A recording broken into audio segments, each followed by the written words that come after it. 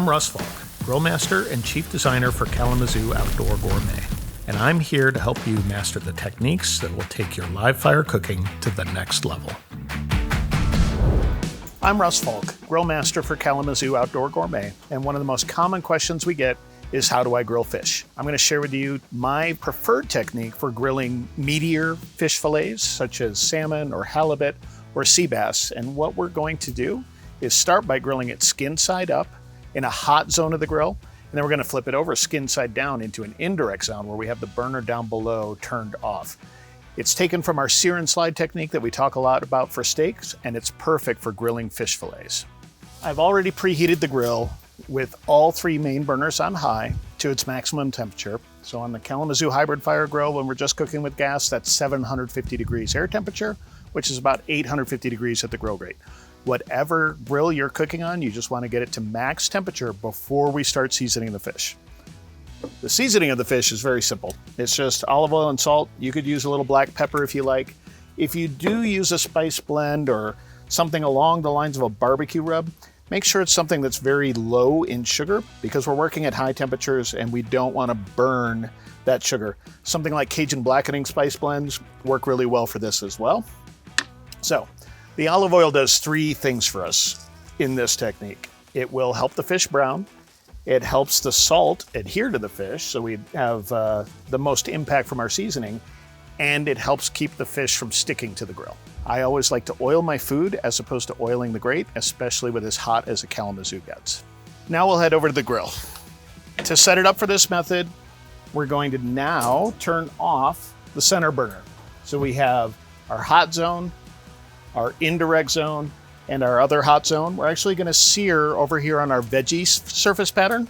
Kalamazoo does make a fish surface pattern, and I love that for very delicate fillets. But for these meatier fillets, I really like the searing I get from the veggie surface. So we're going to start by searing on the veggie, then we'll move to the indirect zone over the meat. We're going to start off putting our fillets skin side up in the hot zone, and these are going to sear pretty quickly. One of the problems that a lot of people experience when grilling fish is the fish sticks to the grill. The key is to make sure that it has cooked enough that it will release on its own. I'm going to take a little exploratory peek.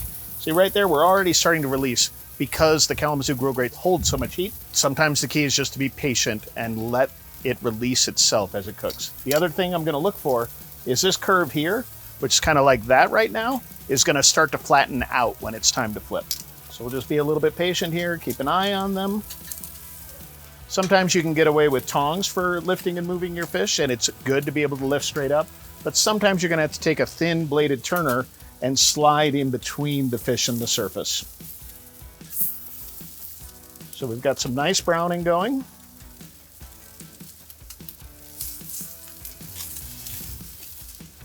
And we're gonna move them to the indirect zone.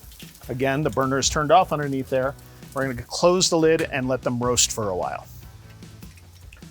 It's been about 7 minutes. For salmon, you'll look at anywhere between 5 minutes and 10 minutes, depending on how you like it done. If you want your salmon fully cooked, what you want to do is check at the end with your finger, and if the layers of the fish start to separate and flake under gentle pressure, it's fully cooked.